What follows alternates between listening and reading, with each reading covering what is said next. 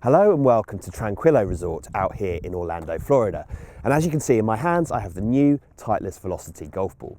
Now, the 2016 version has been designed to be a little bit longer than the previous generation. And crucially, this is Titleist's longest ball within their family. So out of Pro V1, Pro V1X, NXT, this one should be the longest of all the balls within the Titleist family.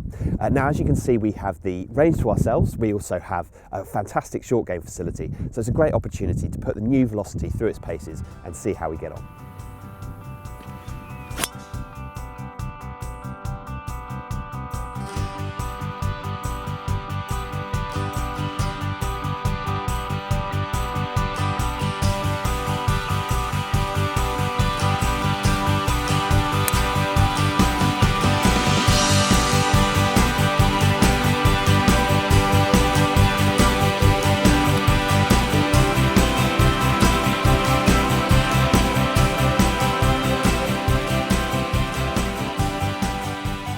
Right, so we've had a fantastic hour out here testing the new Titleist Velocity golf ball, and I'm going to concentrate on the long game performance because this is really where this golf ball comes into its own. And if you are interested in buying the Velocity, I suspect it's because of its long game performance.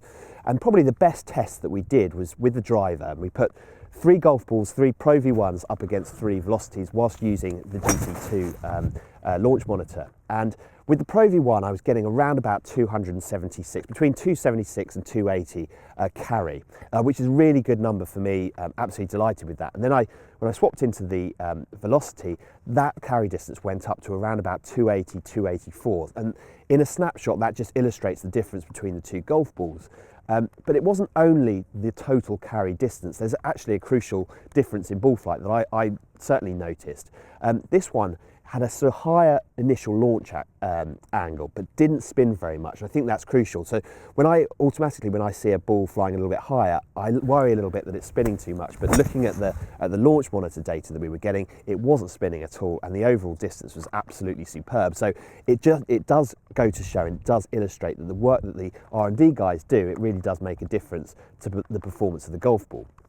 We also had a chance to test it on a fantastic short game facility here, and the feel is excellent. I mean, it's not as good as Pro V1, Pro V1X. Of course it's not. It's not as good as NXT Tour or NXT Tour S, but it's solid. That's probably the best way of putting it. There's nothing about the performance around the greens that you would look at and think, oh, I really don't like that. It doesn't feel like a rock off the putter face. It does come off with a little bit of spin when you're hitting little chip shots, just not as much as you would expect from the other golf balls in the Titleist family. Now, my only minor negative point would be that one of the golf balls that I hit did scuff up a little bit as I was hitting bunker shots. It was quite noticeable. I was quite surprised. It was one of the first shots I hit with it, actually. The covers just scuffed up a wee bit. Now, that may be because the sand here is very coarse, and I did notice that as the sort of friction between the club face, the sand and the ball was creating that little bit of a mark on the golf ball, and it wasn't something I noticed actually interestingly with Pro V1 or with the NXT Tour. So just a minor point for me, something to look out for certainly, but in terms of the actual performance of this golf ball,